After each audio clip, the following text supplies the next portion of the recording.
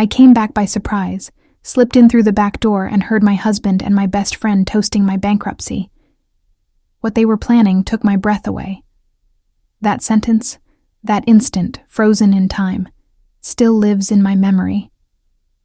It was seconds, maybe milliseconds, but they stretched as if the universe had pulled at the edges of reality and trapped me inside a funnel where sound, light, and air stopped working. The glass of water slid from my hand. I didn't feel the impact on the expensive marble floor of the kitchen, but I heard it. A dull thud, then the sharp shattering of glass. The sound reverberated against the kitchen walls as if it were inside a tunnel. I couldn't breathe. The air had been sucked out, not just from the room, but from my lungs, as if the universe had created a vacuum exactly where I was. I had the physical sensation of the world shrinking, as if the entire house, that house I had worked for every hour of every day, were deciding whether I deserved to keep breathing after what I had just heard.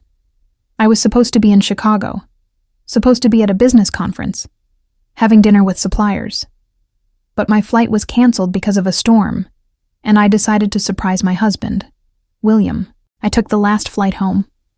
Came in through the back door so I wouldn't wake him if he was asleep.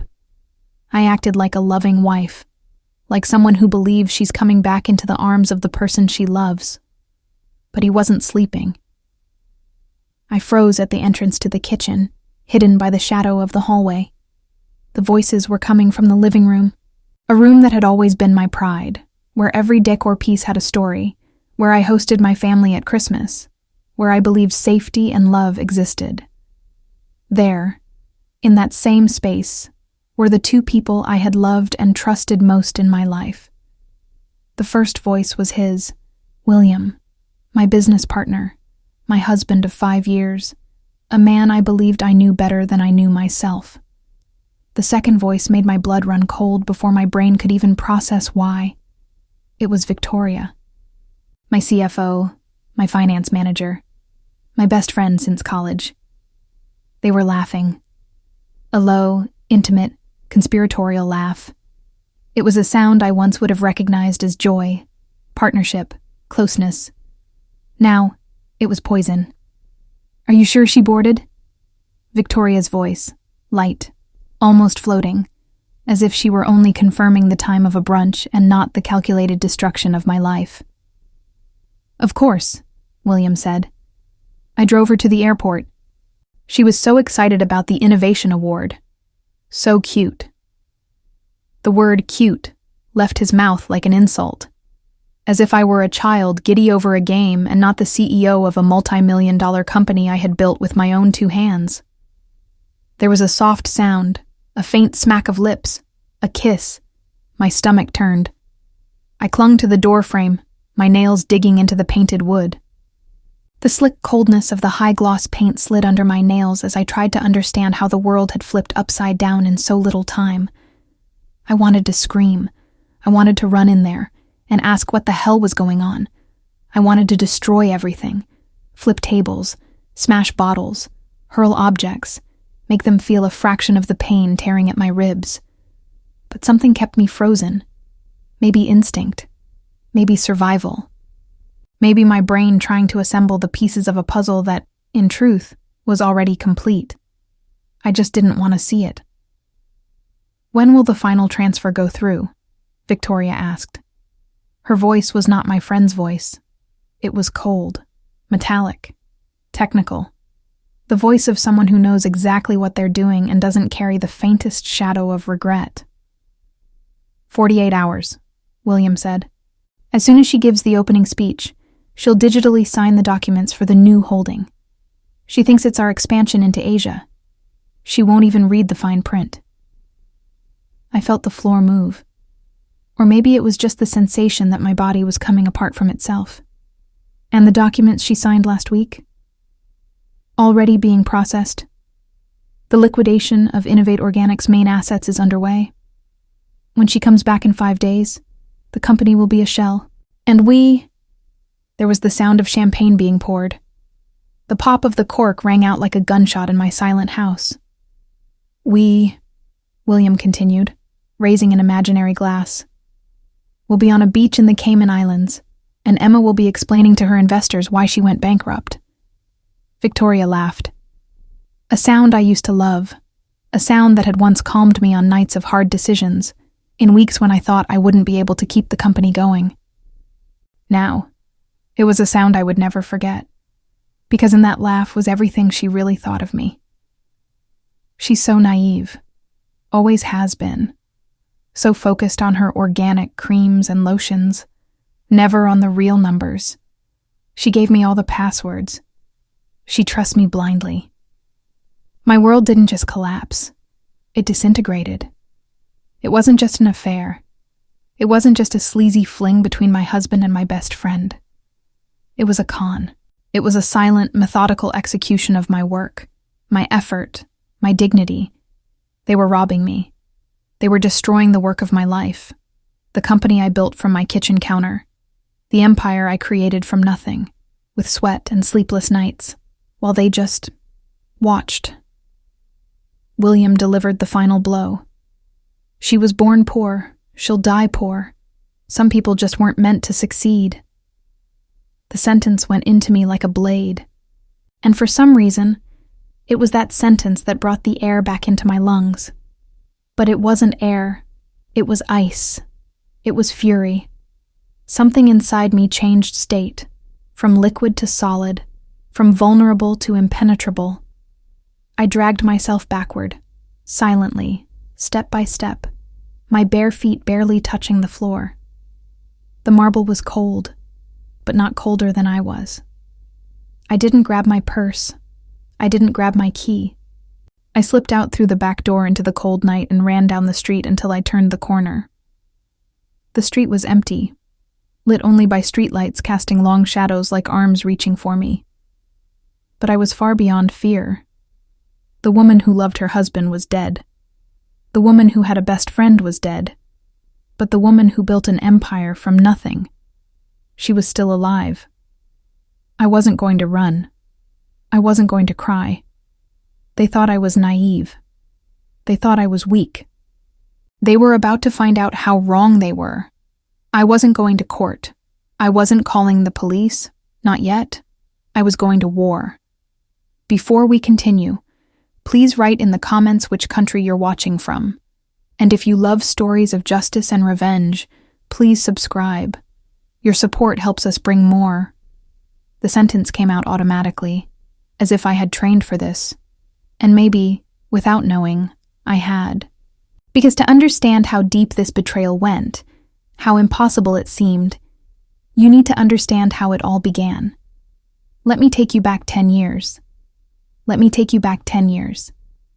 That sentence always follows me because, for a long time, I believed the past was a straight R, predictable line, like a hallway you walk down, knowing exactly where each door leads.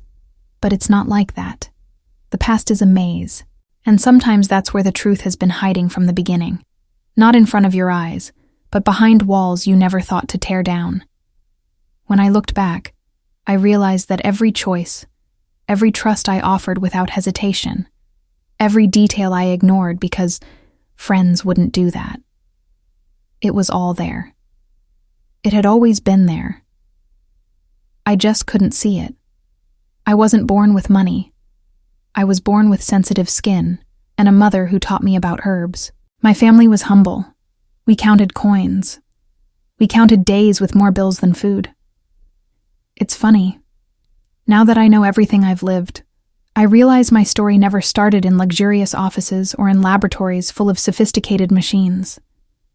It started with a mother grinding dried leaves in a chipped ceramic bowl, mixing infusions with the same patience you use to plant hope. It started with me trying to understand why my skin reacted to everything, while other girls could use any cheap cream and seem to glow. I worked 3 jobs to pay for my chemistry degree.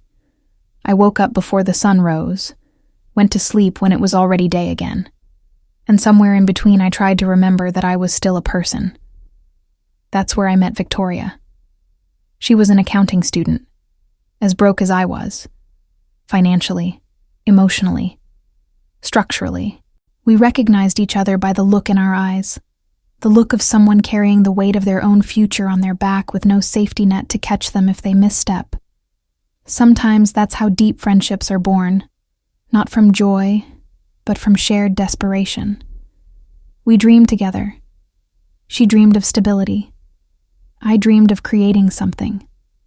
She wanted security, predictable paychecks, a life where bills were just numbers and not ticking time bombs.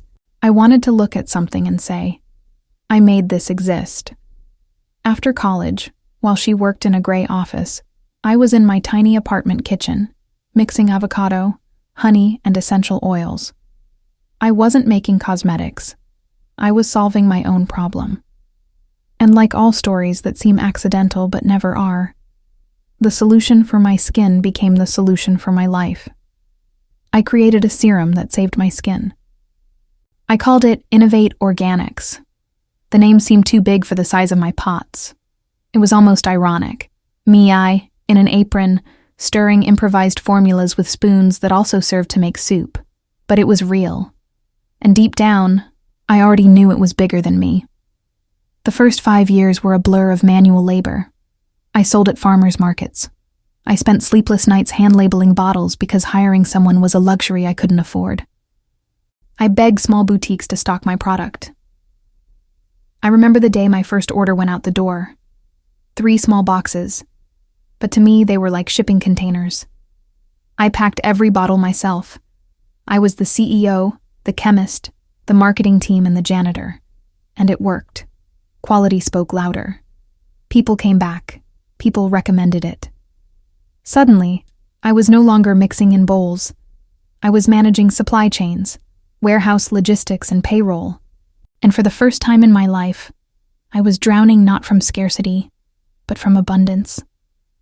Success came like a wave too strong for someone who had spent her whole life swimming against the tide.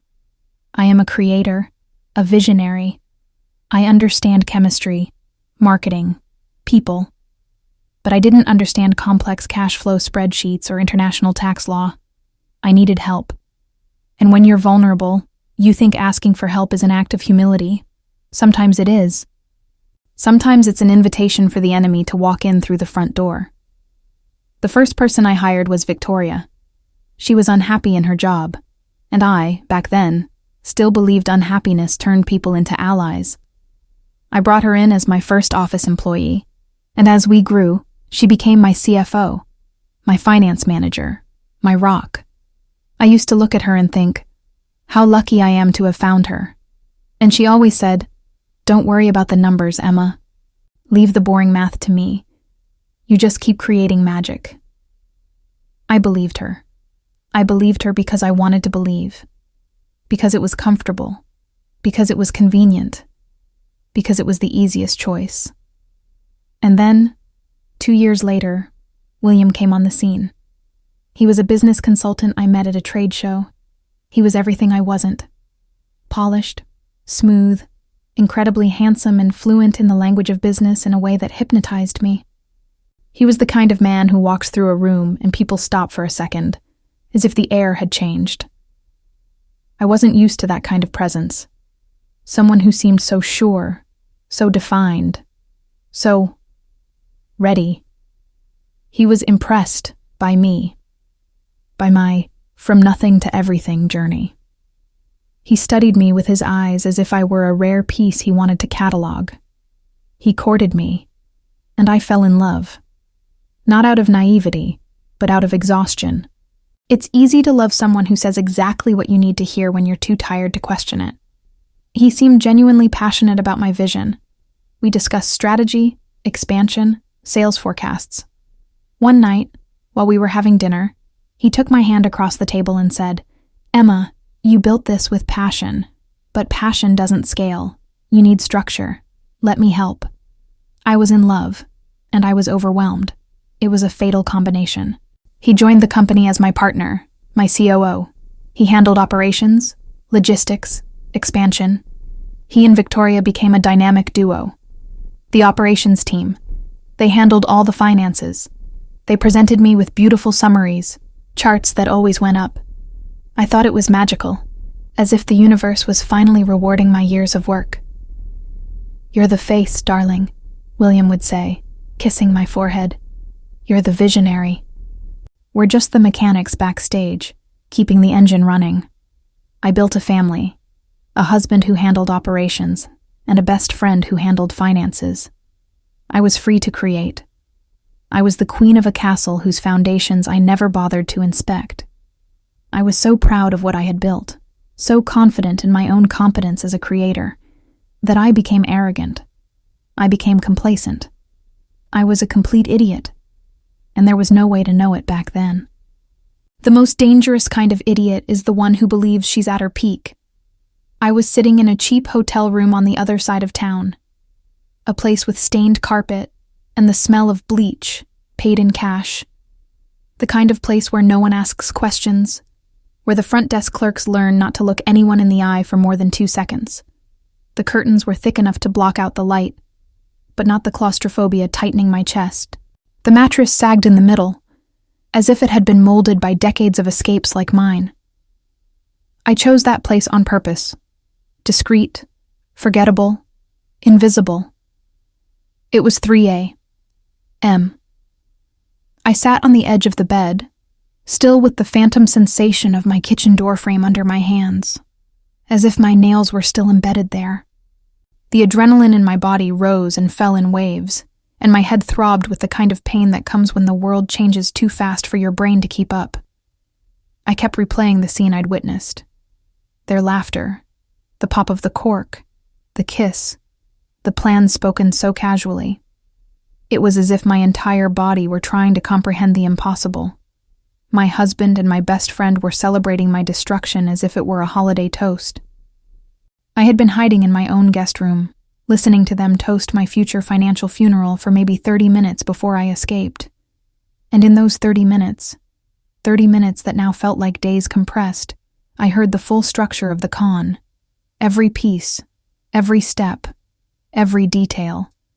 The new holding in Asia was nothing but a shell company in the Cayman Islands. The documents I signed last week weren't expansion contracts, but authorizations to liquidate assets. Everything I built, everything that had cost me years of my life, was in the process of being drained. They had a deadline. 48 hours, William said. That was my deadline too. It was the time I had before waking up officially as the CEO of a bankrupt company, and soon after, as the perfect criminal to take all the blame. That was the part that left me coldest inside. It wasn't just financial fraud. It was the construction of a villain. And that villain had my face. I pulled from my backpack the burner laptop I'd bought in cash on the way, a cheap, slow machine with keys that felt a little loose. But it was exactly what I needed. A device with no history, no tracks, no ties to me. I turned on the hotel's public Wi-Fi, unstable, flickering, almost cruel, and started trying to access the company's servers. My hands were shaking. I had admin credentials. Or I thought I did. I typed my password. Access denied. I tried again. Slower. Access denied. Once more. Your user permissions have been changed. It was Victoria. Of course it was. She wasn't just participating. She was actively paving the way for me to lose everything. The feeling was so physical I had to put my hand over my chest to confirm my heart was still beating. It was too fast, too hard. I couldn't go to the police. What I had wasn't enough. What they had were signed documents, transaction flows, and in a few hours they'd have a full history that would pin the entire crime on me. I couldn't call my lawyer. They had hired him. And that, I realized, had been planned years earlier. It wasn't coincidence or convenience. It was engineering. I needed someone outside their reach, a name I had never mentioned to William, precisely because it belonged to a part of my past he considered irrelevant, and therefore didn't monitor. I picked up the prepaid phone, the kind only prisoners and fugitives use in movies, and dialed a number I hadn't used in years. He answered on the third ring. David. My voice came out weaker than I expected, as if I were speaking underwater. Emma, It's 3 a.m. What happened? His question was the first sincere thing I'd heard in hours. I told him everything in short, fast, precise sentences, like someone reporting a fire while the house is still burning. I'm being robbed. My husband and my CFO. They're liquidating my company. They've already locked me out of the servers. I have less than 48 hours. I need you. Now. David had been my mentor in college, a computing genius, and now the CEO of a cybersecurity firm in Austin. Someone who understands the invisible structure of the world, servers, logs, cryptographic keys, trails. But beyond that, someone who knew who I was before the success, before the polished version of me that William helped construct. "Give me an hour," he said. His voice changed. The sleepiness vanished. Urgency took its place. "I'll send you a secure link. Don't use that phone after that. Just tell me everything." The next hour was a blur of typing on the burner laptop. Names, banks, the so-called WV enterprises, the transfer date, the signatures, the entire scenario. And while he assembled what he could in the digital world, I realized I needed to strike in the physical one. I knew William and Victoria would be in the main office all day, handling the final part of the plan. But there was one place they wouldn't go, where they never went. My first warehouse. The storage unit where it had all started, where I packed the first bottles myself, printed labels, stored invoices in cardboard boxes. That place had become obsolete as the company grew, but I never had the heart to get rid of it. For me, it was a time capsule. For them, it was forgotten territory. And that's where the old records were kept. Pre-William, pre-digitization, pre-betrayal documentation. Victoria should have destroyed all that years ago, but she always hated physical tasks. She always outsourced anything involving dust, boxes, files, warehouses. And it was that laziness that would become the perfect opening in their plan. At 6 a.m., as soon as the sun began scratching at the sky, I drove the rental car to the warehouse. The wind was biting. The empty parking lot echoed each of my steps as if the world were watching. The old, rusty key turned with difficulty in the heavy lock. The latch seemed to cry out in surprise at being used again after so long. When I pushed the door open, I was greeted by the smell of aging paper, old ink, and accumulated dust. It was a smell I knew well. The smell of when everything was still within my reach. I walked between stacked boxes, faded labels, yellowed folders, records from 2015, 2016, 2017. The history of my company stored there, waiting for someone to need it one day. And that day had arrived. I needed to find something. Anything that proved the con hadn't started now, but long before. Something off their radar. And as I opened the first box and plunged my fingers into papers that represented years of my life, for the first time in that long night, I felt something other than despair. Purpose. At 10 a.m., after hours digging through box after box in the warehouse, my prepaid phone buzzed. A short, discreet sound, but it shot down my spine like lightning. It was David, in our secure chat. My heart raced in a rush of instant hope and dread, because whatever he had found, good or bad, would completely change the course of the next few hours. David. "I'm in, Emma. This is bad, really bad." I closed my eyes for a moment. It was as if I already knew, but still needed to hear it. Me. How bad? The answer came in seconds, but it felt like time had paused to make room for the impact of his words. David. "It's not theft." Suggested I fabricated evidence out of revenge. But the jury didn't believe him, because in the end, the facts were impenetrable. I attended every hearing, not because I had to, but because I wanted to. It mattered that they saw me there, sitting in the front row, that they knew I survived their design.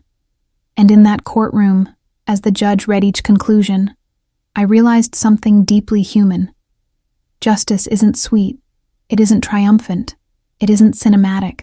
It is weight, slowly lifting, vertebra by vertebra, until you remember what it feels like to stand tall. On the day of sentencing, as both were led in wearing handcuffs, I didn't feel victory, not relief, but something like completion, the moment the cycle closed. And though that ended one chapter, I knew my life was still tilted off axis. A company to rebuild, a self to rebuild, a world to rebuild. The war was over. The reconstruction had only begun. The trial wasn't quick. It took 6 months. 6 months of having every detail of my life, my decisions, my oversights, my vulnerabilities dissected in front of strangers. The press attended key hearings. Photographers crowded the courthouse steps.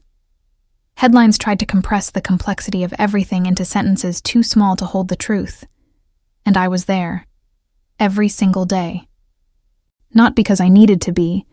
My attorneys could have represented me for most of it, but because there was symbolic power in looking them in the eyes while justice advanced. It was like telling them, wordlessly, "You didn't erase me. You didn't win." During the hearings, Thomas sat upright, as if clinging to a facade of composure. Even in an orange jumpsuit, even handcuffed, he tried to project control. But his eyes betrayed him. With each witness, each document, each recording played aloud, his calculated spark dimmed. Watching him fade was like watching a star shrink, half brightness, then a quarter, then a pinprick, until almost nothing remained. Victoria, meanwhile, came in pieces. She showed up to the first hearing with her hair still done, but after that, never again managed to look put together. It was as if every time she entered the courtroom, another layer of the person she used to be peeled away. She cried often, and they were not the dignified, silent tears of remorse. They were messy, heavy sobs, pulling at her face as though her own guilt were trying to tear her skin away. They tried everything. Thomas's lawyers built absurd theories, twisted numbers, portrayed me as impulsive, emotional, dramatic. They even hinted I might have manipulated the recordings, until the FBI raised an eyebrow, insulted by the suggestion, and dismantled that argument in minutes. And when the prosecution presented the banking records, the ones I found buried in dusty boxes, showing that Victoria had been paid by Vargas and Associates long before she met me, the energy in the courtroom shifted. It was the missing cornerstone. Proof of long-term planning. Proof that the betrayal wasn't born in crisis, but in cold design. She wasn't tricked. She wasn't coerced. She wasn't clueless. She was foundational. And Thomas. The list of charges against him rose like a wall. Wire fraud, identity theft, money laundering, international conspiracy, tax evasion, misappropriation, corporate fraud. Each crime stacked onto the next, building a structure too tall to escape. The jury deliberated for less than 2 hours. It was almost insulting. For them. Some trusted business partners, others trusted husbands, others trusted friends. One woman, whom I'll never forget, said to me, "Emma, I used to think paranoia was a lack of faith, but now I realize it's sometimes a lack of knowledge." And in that simple moment, I understood the real impact of what I was building. It was never just about me, never just about reclaiming my company. It was about preventing other women from falling into the same illusion that almost destroyed me, the illusion that loyalty guarantees safety. The Richter Foundation grew faster than I expected. In the first month, we received 50 audit requests. In the second, 300. In the fourth, 1,000. And they didn't just come from the United States. They came from Canada, Brazil, Spain, Portugal, Thailand, South Africa, the Netherlands. Entrepreneurs, single mothers running small businesses, startup founders, women with online shops, micro-entrepreneurs, heirs, investors. independent artists. Some wanted a simple audit. Some had suspicions. Some were already in the middle of a disaster waiting to happen. I read each case as if looking at different reflections of myself. The loss of trust leaves deep marks, and I recognized every one of them. Over time, I built a team. The first were cybersecurity specialists, colleagues of David, then forensic accountants, fraud attorneys, risk analysts, governance consultants, people hungry for justice, people who understood that power, when misused, becomes a weapon, and that information, delivered at the right moment, saves companies and lives. David, of course, remained my closest ally. He used to say, half joking, half serious, that if I called at 3 a.m, he'd answer on the first ring. Part of me believed it. He was the one who held my hand when the darkness felt inevitable. I continued visiting Austin a few times a year, not just for meetings, but because, in some way, that place had become a symbol of the turning point in my life. 3 years after the trial, Innovate Organics was stable again. More than stable, solid. And I was different. My face carried new marks, invisible scars woven into every decision I made. At events, people said I spoke with more firmness, stood with more authority, looked with more precision. It wasn't intention, just consequence. One day after a lecture in New York, a young woman approached me, early 20s, notebooks crumpled, hands trembling. She had heard my story for the first time that morning, and her expression had that familiar blend, hope and fear intertwined. She asked me, "Emma, when did you start trusting again?" I was quiet for a few seconds, not because I didn't know the answer, but because the answer required honesty, not kindness.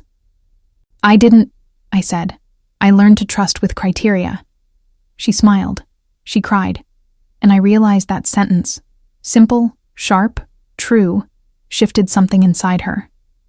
It was then, in that brief conversation, that I understood the final piece of my journey was still missing. I had rebuilt the company, rebuilt my purpose, rebuilt justice, rebuilt tools for other women. But I hadn't rebuilt one thing: myself. The Emma I was before the betrayal would never return, and she shouldn't. That woman had beautiful strengths but blind spots too large to ignore. She trusted too much, delegated too much, believed too much in good intentions, lived as if malice were rare, when malice is simply a choice some people make when threatened by someone else's light. It took months, maybe years, to accept this. Over time, I realized my best version wasn't the naive Emma from before, nor the shattered Emma from the middle, nor the vengeful Emma right after the fall. My best version was the one who emerged gradually, layer by layer, pain and wisdom, discipline and intuition woven together. Ironically, that version was born because 2 predators mistook me for prey. I'll never thank them. But I recognize they were the fire that burned away the strength I thought I had and revealed the strength I actually possessed.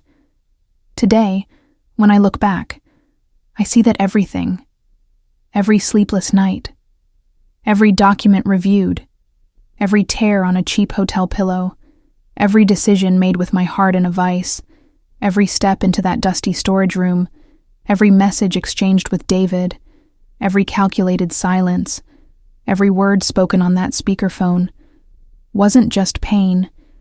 It was foundation. As I keep building this new chapter, I finally allow myself to articulate what had been quietly forming inside me. I am not just a survivor, not just a CEO, not just a creator, not just a strategist. I am the synthesis of all my versions, and all of them guard the gate now. All of them know exactly who I am. And you, if you made it this far, if you heard my story, if you recognized pieces of yourself in me, understand this. Your strength doesn't come from never falling. It comes from rising different. The woman I was is at peace. The woman I am is alert. The woman I will become that one no one will ever knock down. After the sentencing, after the headlines, after the noise, came silence. A silence no one prepares you for. Not the comforting silence of home after a long day. The silence that exists after an earthquake ends, when you're left staring at what's fallen. Not just the bad pieces, but the familiar ones. The first months after the convictions were strange. Some days I woke up energized, overflowing with ideas for innovate and the foundation. Other days, I woke up with a heavy chest for no clear reason, as if a shadow sat on me before my eyes even opened. It wasn't sadness, not regret, something more complex. The absence of war. For 2 years, my entire life had been movement, survival, investigation, strategy, action, fury, determination, and now there was peace. Real peace. Dangerous peace. Because peace makes you look inward, and looking inward hurts more than any enemy ever could. At first, I declined social invitations automatically. Dinners, gatherings, weekend trips. Not out of fear, out of misalignment. I had changed so much that the spaces where I used to fit now felt like clothes from a version of me that no longer existed. It wasn't that I didn't want people. It was that the old Emma fit those rooms, and she was gone. It was during that time that I began to understand the emotional depth of everything I had lived through. Not just the betrayal, not just the financial devastation, not just the ghost marriage, but the residue of it all, the way it lingered in the smallest actions. I could no longer sign documents without reviewing them, obsessively. Trust the first answer someone gave me. Let someone bring my coffee to the table. Accept information without double-checking. Leave my phone out of reach for more than 30 minutes, relax in a room full of unfamiliar people, walk into a meeting without scanning everyone's body language. And the hardest of all, I could no longer allow myself to depend on anyone, for anything. I realized this in the simplest way. A light bulb in my home had burned out, a normal light bulb, and when the building electrician offered to change it, my body froze. I thanked him, closed the door, and did it myself. It wasn't about the bulb. It was about owing someone, even a tiny gesture of trust. Deep betrayal builds that reflex, the visceral refusal to be vulnerable again. And I knew I couldn't live like that forever. Therapy began slowly, hesitantly. I didn't want to open my story to another person. I had been exposed enough. But the therapist I chose specialized in survivors of intimate fraud, a term I didn't even know existed before. And she told me something I carry with me to this day. Emma, when someone destroys your trust, it's not only your trust in others that dies, it's your trust in yourself. That froze me. Because it was true. What hurt most wasn't that I had been deceived. It was that I had allowed it. That I had trusted blindly in people who weaponized my strengths, my generosity, my vision, my willingness to believe in others. And for someone like me, someone who prided herself on intuition, that admission was devastating. From there, the emotional reconstruction began. Slow, uncomfortable, meticulous, brutal in ways no courtroom could ever be. It forced a different kind of courage. Inward courage. The courage to sit across from yourself with no distortions. I began seeing patterns. Ones I had ignored for years. Ones I couldn't ignore anymore. I had always been the one who carried everything. The fixer. The emotional anchor for everyone else. And somewhere between my rise and my exhaustion, I began confusing love with usefulness. I believed being indispensable made me safe. I believed giving everything protected me. I believed that unfiltered generosity created unbreakable loyalty, and that made it far too easy for Thomas to manipulate me, and for Victoria to betray me. It's strange to admit this, but loneliness, in the years that followed, became a mirror I couldn't look away from. I discovered that I had never learned how to rest, not physically, but mentally. To wrest vigilance. To wrest responsibility. One day, I decided to take an entire afternoon off. No phone, no laptop, no meetings, no foundation, no innovate, just me. It was awful. I felt anxious, restless, guilty, as if I were betraying the strong version of myself. But I forced myself to stay, to breathe, to sit in the quiet. And eventually, I realized something that made me cry. I couldn't remember the last time I had been alone with myself without feeling unsafe. Healing, I learned, is not a straight line. It's a spiral, back and forth, up and down, forward and backward. I started creating small rituals, little things, but massive for me. Cooking slowly, taking long showers, listening to old songs without analyzing lyrics, walking without a destination, buying flowers for no reason, sitting on the floor just to watch sunlight move across the room, allowing someone to carry a heavy box for me, saying no, without explaining why. And slowly, my body began to understand. The danger was gone. But then came the hardest part, allowing myself to miss something I didn't know I longed for. Intimacy, not physical, emotional. The safety of partnership, the warmth of being held without fear of ulterior motives. I realized that for years, I'd been so busy being a fortress that I forgot fortresses need inner doors too. And I discovered a truth I had been avoiding. I didn't know how to love myself. I knew discipline. I knew strength. I knew resilience. I knew competence. But love, true, nourishing, quiet love, that was foreign. I knew how to love projects, how to love my company, how to love my team, how to love other women by protecting them from predators like Thomas.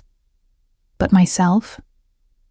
That was uncharted land, and that's where the real rebuilding began. When I understood that the new Emma didn't need to be made only of steel, she needed to be made of skin, too. Fragility, humanity, selective openness, yes, criteria, but also space. And in that very moment, looking at a softer reflection in the mirror than I'd seen in years, I realized I wasn't surviving anymore. I was finally beginning to live. With time, I understood that simply acknowledging I was alive again wasn't enough. I had to decide the kind of life I wanted now. The life I had before.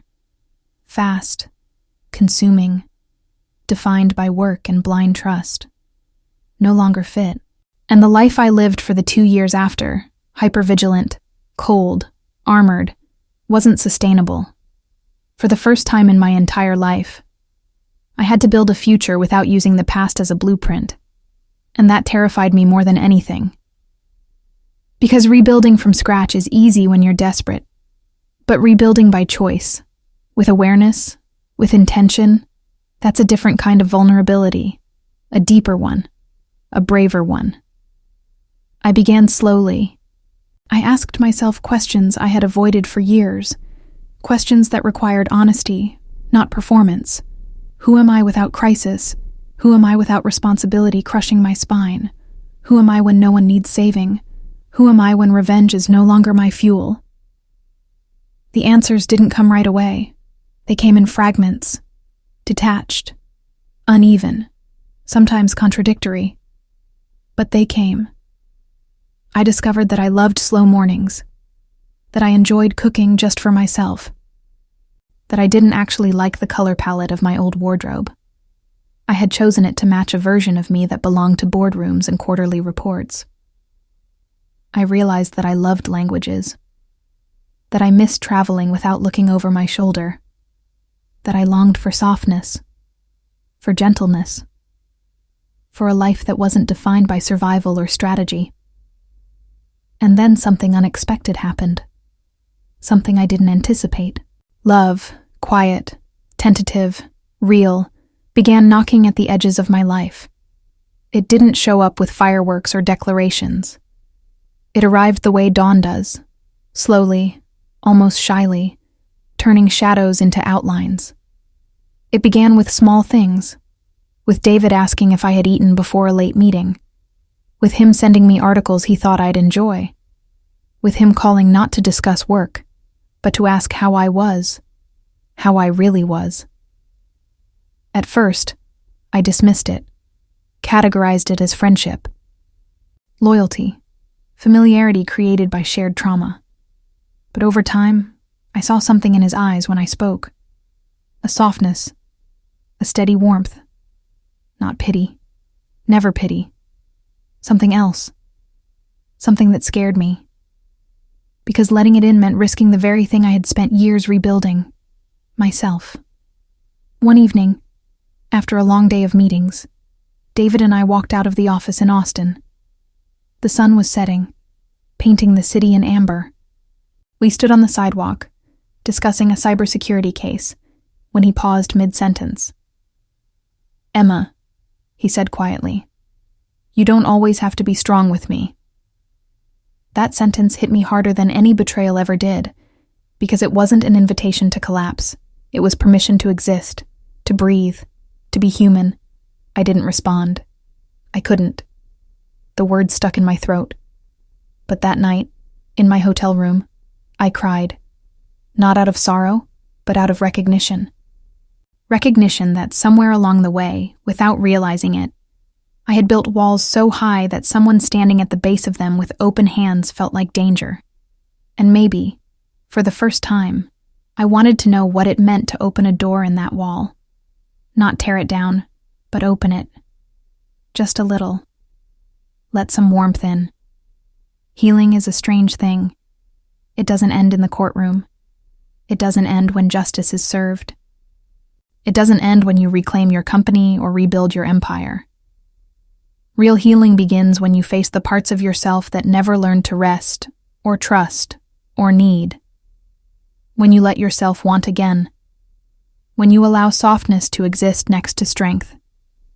And I was learning, slowly, painfully, beautifully, to want again. I wanted peace, not the silent, suffocating kind, but the kind you feel in your bones. I wanted connection, not dependency, but truth. I wanted love, not as a distraction, but as a choice, a deliberate, cautious, profoundly human choice.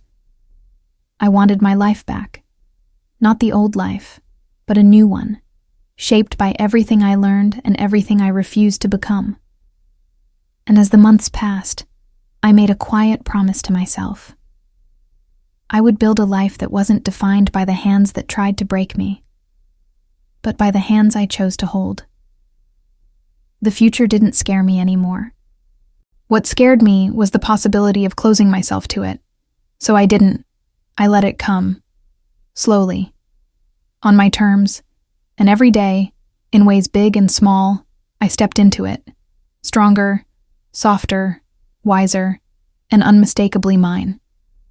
This decision began with a small movement, reorganizing my home. It seemed simple, almost trivial, but it wasn't. For years, my home had been an extension of my office. Stacks of documents, product samples, boxes of files, electronic devices, prototypes. I inhabited my rooms as if I were constantly racing against time.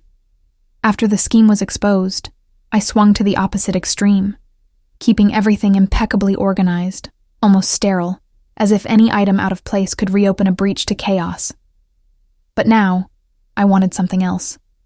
I wanted my home to be a space of breath, of warmth, of belonging. I spent weeks going through closets, revisiting objects, holding memories I had avoided touching. It was therapeutic in and of itself. Some things I kept, others I donated, a few I simply threw away. And as I sorted through an old box of photographs, I found a picture of myself at 22. I was sitting on the floor of my first apartment, jars of ingredients scattered around me, with an honest, open smile, one without shadows. It was the beginning of Innovate Organics, before it became a company, before it became an empire, before it became a target. I stared at that photo for a long time. It was impossible not to ask, how did that girl become that woman? And even more, how was that woman becoming someone new now? I decided to frame the photo, not for nostalgia, not to mourn lost innocence, but as a symbol of my essence, the creator, the curious one, the relentless problem solver, the woman who always sought solutions before seeking culprits. The Emma who had been wounded didn't erase the Emma who existed before. And for the first time, they were having a conversation inside me. There was no conflict, only reconciliation. Slowly, I began creating routines made just for me, not for work, not for my company, not for the legacy I was building. Routines that didn't exist to be useful, but to simply exist. Waking up without an alarm on Sundays, eating breakfast in absolute silence, listening only to my breath, writing loose thoughts in a notebook, not for productivity, but for clarity. Practicing yoga, even though my balance was terrible. Cooking dinner for new friends, and allowing them to be just dinners, not strategic meetings. Learning to feel comfortable in my own body again after years of living in tension. At some point, I realized I had spent so many years being a CEO, being a survivor, being a symbol of strength, that I had forgotten how to be human. And there was something profoundly liberating about relearning that. I discovered vulnerability didn't have to mean danger. Crying didn't mean weakness. Laughing loudly didn't mean carelessness. Asking for help didn't mean incompetence. It was strange, but it was also new, and I was tired of being emotionally older than my own age. One afternoon, after a particularly intense therapy session, I went for a walk in a park near my apartment. The sun was low, painting the grass gold. Children were running, couples chatting, people walking dogs. I sat on an empty bench and observed life around me, not as an outsider, but as someone who finally felt part of the world again. And on that bench, something essential happened. An older woman sat beside me. She didn't say anything at first. She just smiled kindly. After a few minutes, she commented on the flowers beginning to bloom at the start of spring. She talked about her granddaughter, about the weather, about life, and for the first time in a long time, I spoke with someone, without analyzing myself, without guarding, without trying to anticipate intentions. It was a simple conversation. So simple it might have been forgettable. But when she stood to leave, I realized my chest felt lighter. My breath was calm. I wasn't listening with fear. I was simply living. That 5-minute exchange did more for my healing than dozens of business meetings or strategic plans or applauded speeches. Because it reminded me of something fundamental. I didn't have to be Emma the CEO, nor Emma the warrior, nor Emma the survivor. I could be just Emma, and that was enough. In the months that followed, I began looking inward with renewed intention. I asked myself questions I had avoided for years. Who am I without my company? Who am I without the story of betrayal? Who am I when I'm alone in the world? What moves me? What calms me? What inspires me? What do I truly desire? These questions frightened me more than any forged document, any financial crime, any strategy Thomas ever executed. Because facing external enemies requires strength, but facing your own soul requires courage. And I discovered surprising things. I learned I liked silence, but not loneliness. That I loved creating but needed to learn how to rest. That I valued relationships but needed them to be real, not decorative. That I wanted to love again, but with purpose, not blindness. That I desired a home, not as a bunker of war, but as a place of peace. Most of all, I discovered I was learning to trust again. Not blindly, not childishly, but consciously. Thoughtful trust, grounded trust, patient trust, the only kind that's truly strong. And at the center of all of it was a simple truth. I was becoming a new woman. But this time, not out of necessity, not out of trauma, not out of survival. I was becoming a new woman by choice. And that was the most powerful freedom I had ever felt. As the months passed, I realized rebuilding isn't just about functioning again. It's about finding a rhythm that matches who you've become. The Emma I saw in the mirror wasn't the one who founded Innovate Organics, nor the one who confronted Thomas and Victoria, nor the one who built the Richter Foundation. She was a hybrid version, made of old fragments and entirely new pieces, like a stained glass window crafted from shards that had been transformed. And for the first time, I wasn't afraid to claim that. During this period, I noticed a transition happening inside me, slow, nearly invisible, but decisive. Before, I lived as though the world were always on the verge of collapse, as if every person carried a hidden threat, as if my safety depended solely on my ability to predict and control every detail. Now, I wanted something different. I wanted space. I wanted breath. I wanted lightness. But above all, I wanted emotional freedom. This realization came unexpectedly. I was traveling for work, this time for a Richter Foundation consultation in Vancouver. It was a cold, humid morning, with the bay covered in mist. The hotel was simple, comfortable, with a huge window facing the distant mountains. I woke before the alarm, which never happened, and spent several minutes quietly absorbing the view. And in that misty silence, I realized I wasn't afraid of the day. I wasn't anticipating tragedy, or mentally scanning potential risks, or reviewing schedules with tension. I was simply there, present, whole. It was the first time in years I felt my body at absolute rest. No hidden adrenaline, no internal alarm, no shadow. The impact was so profound I nearly cried, not from sorrow, but from relief. After the consultation, I extended my trip for 2 more days. I did something the old me would have considered irresponsible. I turned off my work phone. For those 2 days, I wandered the city, discovered tiny cafes, sat by the harbor watching ships, read books I'd been meaning to read for months.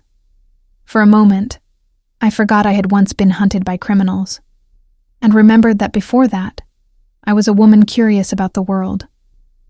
And on one of those solitary walks, a question struck me, simple and deep. Who am I now that the danger is gone? That question stayed with me after I returned home.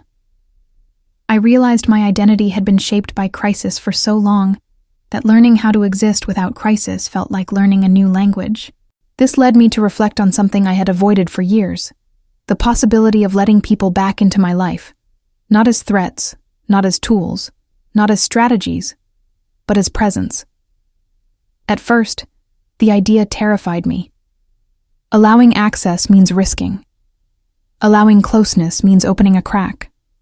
Allowing feelings means inviting vulnerability.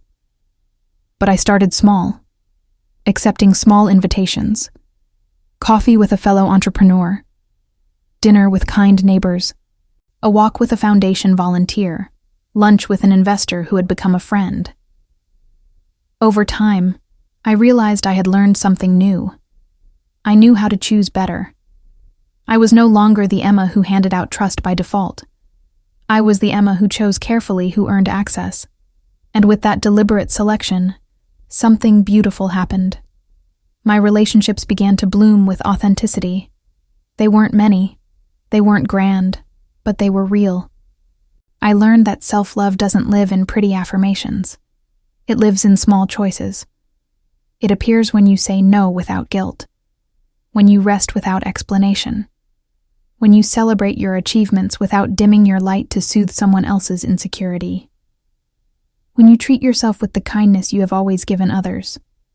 One day, while tidying my living room, I found an old journal I had started right after the trial. In it, I had written, "I want to be strong enough to protect myself and soft enough to feel, I closed the journal and smiled, because without noticing, I had become exactly that. The strength I carried now wasn't aggressive, rigid, or defensive. It was grounded, stable, serene. The kind of strength that doesn't shout, it supports. The kind of strength that doesn't push away, it embraces with boundaries.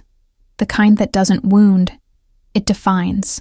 And the softness, it returned, slowly, quietly, asking permission to come home. I began cooking for people I love. I played music while cleaning. I wrote poetry, some terrible, some surprisingly good. I gardened and spoke to my plants like old friends.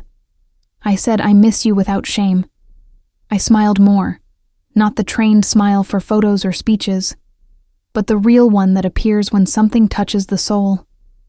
And amidst all that, I understood a fundamental truth. For the first time in a long time, I was living by choice.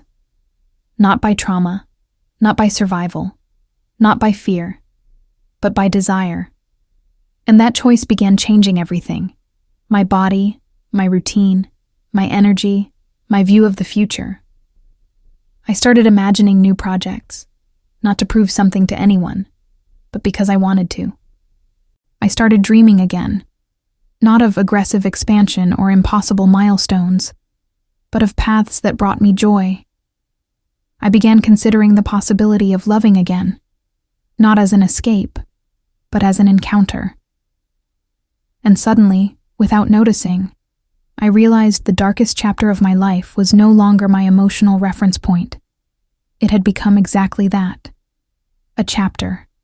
Important, formative, unforgettable, but not definitive. The Emma who emerged after everything was whole. A woman no longer defined by the pain she endured. A woman who didn't need to carry scars as shields. A woman unafraid of the future, because she knew she could build it with her own hands. A woman who knew herself, deeply, perhaps for the first time. And above all, a woman who recovered her internal voice, the one trauma had silenced. Now, when I think of who I've become, I feel something I had never truly felt before. Pride without arrogance. Gratitude without romanticizing pain. Hope without illusions. Because today, unlike before, I know exactly what I deserve, and exactly what I will never again allow. And that silent, powerful certainty, is the essence of the freedom I fought for. The war is over. The healing continues. And life is finally in my hands again.